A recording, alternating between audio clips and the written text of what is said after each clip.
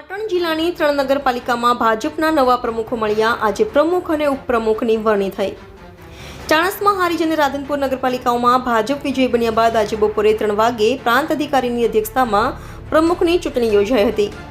ત્રણેય નગરપાલિકાઓમાં આ વર્ષે સામાન્ય મહિલા અનામત બેઠક હોવાથી મહિલા પ્રમુખ બની છે। હારીજ નગરપાલિકામાં ધરતીબેન ધર્મેશભાઈ સચદેવની પ્રમુખ અને કોંગ્રેસમાંથી પક્ષપલટો કરી ભાજપમાં જોડાયેલા વોર્ડ નંબર 6ના કિંજલબેન ચક્ષુ મહેતાની ઉપપ્રમુખ તરીકે વરણી કરાઈ છે।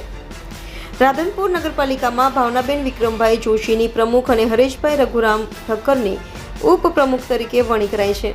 ત્રણેય નગરપાલિકાઓમાં પ્રમુખ પદ માટે 2.5 વર્ષની ટર્મ નિર્ધારિત કરવામાં આવી છે। સામાન્ય બેઠક ઉપર જીતનાર તમામ મહિલાઓને પ્રમુખ બનવાની તક મળે છે। ભાજપ પાસે ત્રણેય નગરપાલિકાઓમાં બહુમતી હોવાથી તેમના દ્વારા સૂચવવામાં આવેલ ઉમેદવારોની જીત।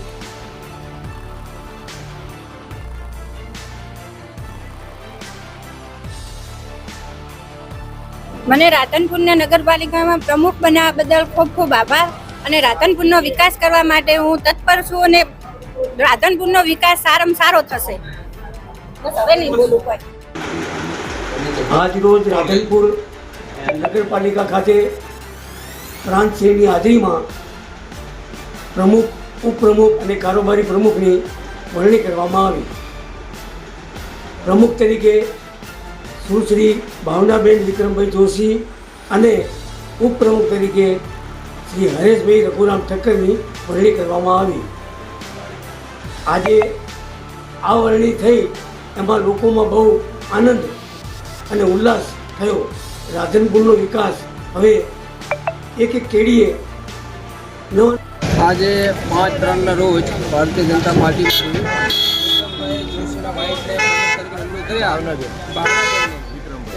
ભાવનાબેન વિક્રમભાઈને રાધનપુર નગરપાલિકાની અંદર ભાવતા પ્રમુખ આપ્યા છે રાધનપુરની જનતાને, અને આવનાર સમયમાં લગભગ રાધનપુરની અંદર સારું એવું કામ થશે એવો હું એમના સાથે વિશ્વાસ વ્યક્ત કરું છું। એક સારા વ્યક્તિ છે, આ નગરપાલિકામાં એક સારા વ્યક્તિની જરૂર હતી, એટલે રાધનપુરની જનતા માટે ખૂબ સારા સમાચાર છે। જય હિન્દ જય। પહેલાં નગરપાલિકાની કઠડી સમય હતી અને અત્યારે હવે શું એવું ને એવું રહેશે કે બદલાવ આવશે? ખૂબ સારો બદલાવ આવશે, કારણ કે જ્યારે સારો વ્યક્તિ આવે છે નગરપાલિકાની અંદર તો લોકોના કામ 100% થાય છે।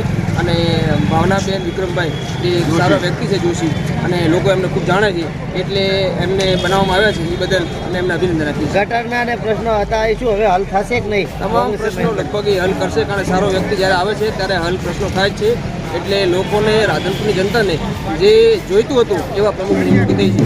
આમ આદમી પાર્ટીના પ્રમુખ તરીકે તમે શું કહેવા માંગો છો કે કેટલો સપોર્ટ છે? 100% આપણે સારું કાર્ય કરે અને 100% અમે સહયોગ આપીશું।